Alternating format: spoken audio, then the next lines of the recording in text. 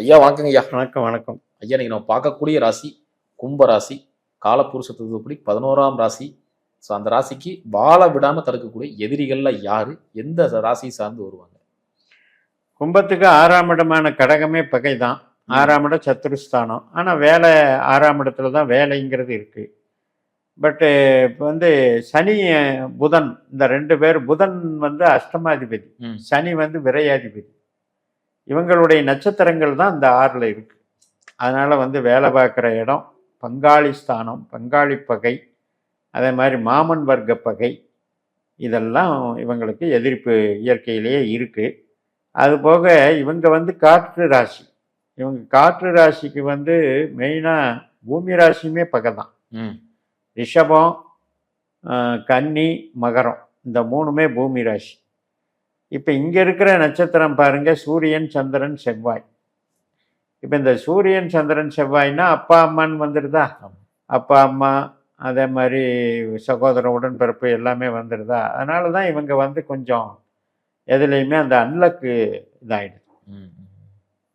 பழகி தான் எதிரி ஆவாங்க, பழகாதவங்க இவங்களுக்கு எதிரி ஆக மாட்டாங்க. இவங்களுடைய சோசியல் பிஹேவியரே எல்லாரும் கூட பழகிறது தான். ஆனால் 11ஆம் இடம்ங்கிறது அந்த மூமெண்ட்ஸ் நல்லா கொண்டு வந்துக்கிட்டே இருக்கும். பட் எதிர்ப்பு ஏன் வருது அப்படின்னா, அந்த ஆதிக்க பெற்றவர்கள். இப்போ சூரியன் ஆதிக்கம்னா தந்தை வர்க்கம் அல்லது கவர்மெண்ட்டு, சந்திரன் ஆதிக்கம் அப்படின்னா அம்மா வர்க்கம், செவ்வாய்னா சகோதர வர்க்கம், ஈவன் நம்ம சட்டத்துறை, காவல்துறை எல்லாம் கூட வச்சுக்கலாம். இது எல்லாமே இவங்களுக்கு எதிர்ப்புகளுக்கு வாய்ப்புகள் இருக்குது. ஒரு ஜாதகத்தில் நீங்கள் கேட்குற கேள்வி யாரெல்லாம் எதிரி அப்படின்னா, உறவு ரீதியாக பார்க்க போனால் நமக்கு இந்த விஷயத்தில் எதிர்ப்பு இருக்கும். இப்போ மெயினாக மாமன் வர்க்கம், அதில் சில பேருக்கு தாய் தந்தை, இதெல்லாம் எதிர்ப்பு இருக்கும். அதே ஒரு வேலை செய்யும்போது ரொம்ப ரொம்ப எதிர்ப்புகள் வரும். சனி கெட்டு போச்சுன்னு வைங்க, இவங்களுக்கு பாதிப்பு வந்துடும். இப்போ சனி 8ல் இருக்கவங்களுக்கெல்லாம் வேலை செய்கிற இடத்துல எதிரி இருந்தே தீருவாங்க. வேலை செய்கிறது கண்டிப்பாக இருப்பாங்க. கண்டிப்பாக இருக்கணும். சனியும் இருக்கணும், புதனும் இருக்கணும். அந்த சனியோ புதனோ 2 பேரில் யார் இருந்தாலுமே எதிரிகளால் தொல்லை, மறைமுகமான பாதிப்புகள். இப்போ சதி திட்டம் தீட்டி ஒருத்தரை சிக்க வைக்கிறாங்கல்ல வேலை பார்க்குற இடத்துலையே, அந்த மாதிரி எதிர்ப்புகள்லாம் இந்த மாதிரி இதுதான் வரும். ஆனால் பொதுவாக கும்பங்கிறது எப்பவுமே நண்பர்களோட இணக்கமாக இருக்கிறது, ஜோவிலாக பேசுறது, இந்த மாதிரி தன்மைகளை கொண்டது. ஆமாம், பேசிக்காக 80 கோடி பேர் கும்பத்தில் இருக்காங்கன்னா அதை ஜென்ரல் கருத்து நம்ம எடுத்துக்கலாம். நம்ம பாவ ரீதியாக இப்போ பேசுகிறோம். பாவ ரீதியாக பேசும்போது இப்போ கும்பராசிக்காரங்க எதிரின்னா வாழ்க்கை பூரா எதிரி சம்பாதிக்க மாட்டாங்க. அந்த திசாபுத்தி நடக்கணும். இப்போ யாருக்கெல்லாம் இப்போ நான் சொன்ன மாதிரி 8, 12 தொடர்பு இருந்து திசாபுத்தி நடக்கும்போது தான் பாதிக்கும். நண்பனும் எதிரியாகும். ஸோ அந்த மாதிரி விஷயங்கள் நடக்குது. சிறப்புங்க ஐயா. அடுத்து திருமண வாழ்க்கை இந்த கும்பராசினர்களுக்கு எப்படி இருக்கு? இந்த தடை தாமதமாக இருக்க காரணம் என்ன? திருமணத்துக்கு பிறகு யோகம்ங்கிறது இவங்களுக்கு ஒரு யோகம் இருக்கு, நல்லா இருக்கு. ஏன்னா சுக்கிரன் பூரம் நட்சத்திரம் 7ஆம் வீட்டில் இருக்கு. அவர் 9ஆம் வீட்டுக்கு அதிபதி. அதனால சுக்கிரன் போய் சுக்கிர நட்சத்திரத்திலே உட்கார்ந்ததுன்னா அருமை. இவங்களுக்கு திருமண வாழ்க்கை, திருமணத்துக்கு பின் யோகம், இதெல்லாம் வளர்ச்சிகள்லாம் நல்லா இருக்கு. நீங்க சொல்ற மாதிரி தாமதம்னு எடுத்துக்கிட்டிங்கன்னா கேதுனால வரும், சுக்கிரனால வரும். எப்படி வரும்னா 6ஆம் இடத்துல 12ஆம் இடத்துல மறையக்கூடாது. இந்த கேதுவும் சுக்கிரனும் இவங்க மறைகிறதுனால தான் பிரச்சனை வரும். இப்போ கடகத்தில் சுக்கிரன் கேது இருந்தாலும் வரும், 12ஆம் இடமான மகரத்தில் சுக்கிரன் கேது இருந்தாலும் வரும். அந்த மாதிரி இருக்கவங்களுக்கு திருமணம் தடை தாமதங்கள் வருவது இயற்கை. திசை நடக்கணும். கேது திசையோ சுக்கிர திசையோ நடக்கும்போது அதெல்லாம் பாதிப்பு வரும். பொதுவாக இவங்களுக்கு நல்ல வாழ்க்கை அப்படின்றது எடுக்கும்போது ராசி அதிபதி சனி, 7ஆம் அதிபதி சூரியன். அப்போ இயற்கையாகவே பாருங்க, அந்த ஈகோவை விட்டு கொடுக்க மாட்டாங்க. இவர் அந்த சனின்றது நான் ஒரு தனியாக ஒரு பிரின்சிபல் வச்சுருக்கேன், எல்லாத்தையும் அரவணைச்சு போகணும், வீண் பகட்டு எனக்கு பிடிக்காது, நான் ரொம்ப சர்வீஸ் மைண்டடாக வாழ்க்கையில் நடத்த போகிறேன் அப்படின்னு இந்த கும்பம் சொல்லும். ஆப்போசிட் பார்ட்னர் என்ன சொல்லுவார்? நான் எதுலேயுமே ப்ரெஸ்டீஜியஸாக தான் நான் விரும்புவேன், என்னை மதிக்காத இடத்துக்கு நான் கொஞ்சம் கூட சின்னதாக எனக்கு அவமரியாதை இருந்தாலும் நான் ஒத்துழைக்க மாட்டேன். இதுதான் இந்த பிரச்சனை உங்களுக்கு. இந்த மாதிரி விஷயம் பிரச்சனை. சிறப்பு. அடுத்து பார்த்தீங்கன்னா தொழிலில் இவங்களுக்கு தோகறதுக்கான காரணம் என்ன? அதே மாதிரி வேலையும் பெருசா செட் ஆக மாட்டேங்குது, மாற்றம் வந்துகிட்டே இருக்கு ஆமா. அப்படின்னு இருக்கு. அது காரணம் 10ஆம் இடம் வந்து காலச்சக்கரத்துக்கு 8ஆம் இடம். அதுல விருச்சிக ராசி. நம்ம பல தடவை பேசியிருக்கோம். நீர் ராசிங்க அப்படிங்கிறது ஒரு விதமான விஷயம்தான். இப்ப 2ஆம் இடமான மீனராசி என்பது சமுத்திரம். ம் 6ஆம் இடமான கடகராசி என்பது ஆறு.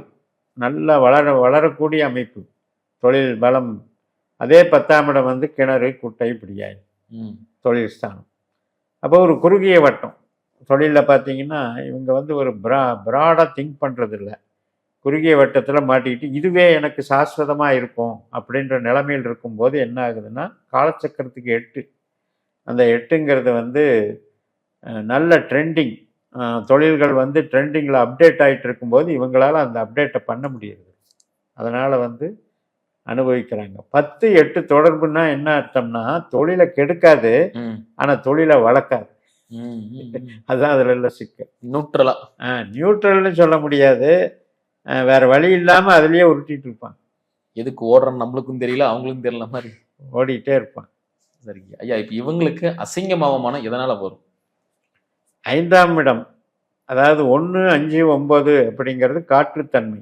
இந்த காற்றுத்தன்மையில் இருக்கிற கிரகங்களுடைய சுபாவம் என்ன அப்படின்னு பார்த்தீங்கன்னா ராகுவும் குருவும். ம் இந்த ராகுவுக்கு உண்டான சுபாவம் என்னன்னா அதிகமான ஸ்பீடு, மைண்டு ஸ்பீடு. அதெல்லாமல் நிறைய அனுபவிக்கணுன்ற வேகம். சாப்பிட்னா கூட நிறைய சாப்பிடணும். அதே மாதிரி ரொம்ப ஒரு மயக்கத்தை கொடுக்கறதெல்லாம் பிடிக்கும் ம் ராகு.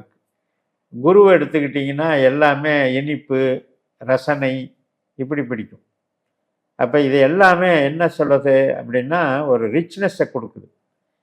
இந்த ரிச்னஸுக்கு உண்டான கிரகங்கள் கெட்டு போகக்கூடாது. இந்த ராகுவும் குருவும் வளர்ந்து இருக்கவங்களுக்கு இதெல்லாம் இயற்கையாகவே இப்போ நீங்கள் பார்ப்பீங்க. பெரிய பெரிய ஒரு கிராண்டாக கல்யாணம் பண்ணுறாங்க. ஒரு ஒரு கோயிலில் போய் டொனேட் பண்ணுறதா இருந்தால் கூட கிராண்டாக பண்ணுறாங்க. தான தர்மங்கள். அதே மாதிரி பாரம்பரியம். அவங்க பாரம்பரியம் பூர்வீகம்னா ஒரு பெரிய கூட்டமாக சேர்த்து பெரிய செல்வாக்கூட நடத்துவாங்க. ஒரு நிகழ்ச்சி நடத்தினா கூட.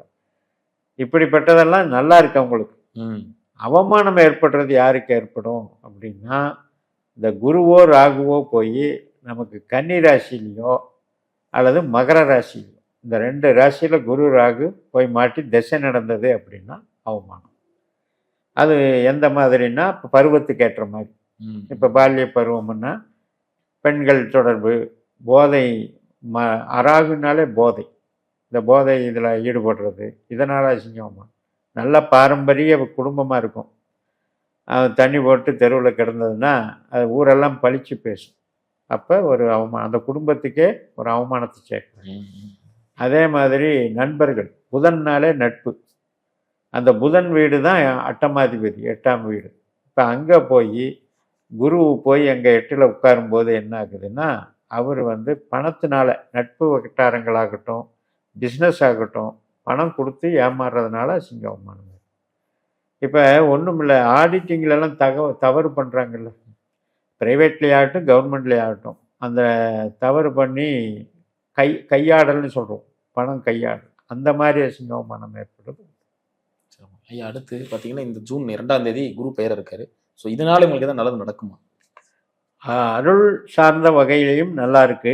இவருக்கு வந்து வேலை சார்ந்த வகையிலையும் நல்லா இருக்கு. இப்போ வந்து 2ஆம் தேதி குரு பயிற்சி ஆனால் 18ஆம் தேதி வரைக்கும் ஒரு 16 நாள் நல்ல செல்வாக்காக இருக்கும். பண வரவு, வேலை பலம், தொழில் பலம்லாம் நல்லா இருக்கு. அதுக்கப்புறம் ஆகஸ்ட் வரைக்கும் சனி நட்சத்திரத்தில் போகிறார். அப்போ வந்து வேலைக்கு நல்லா இருக்கும். ஆனால் திருமணம் சம்மந்தது அதுக்கு தடையாக இருக்கும். பட் வேலைக்கு நல்லாயிருக்கும். புதன் நட்சத்திரத்தில் போகும்போது ரொம்ப ரொம்ப டெவலப் பண்ணிக்கலாம். சொந்த தொழில் பண்ணுறவங்கெல்லாம் நல்லா டெவலப் பண்ணிக்கலாம். ஏன்னா சனி புதனில் தான் போகிறார், ரேவதியில். அதனால் இந்த குரு பொறுத்த வரைக்கும் திசை நடக்கணும். இப்போ எப்போவுமே நீங்கள் வந்து குரு பயிற்சின்னு சொல்லும்போது நம்ம பலன்கள்லேயே அப்படி தான் சொல்கிறோம்.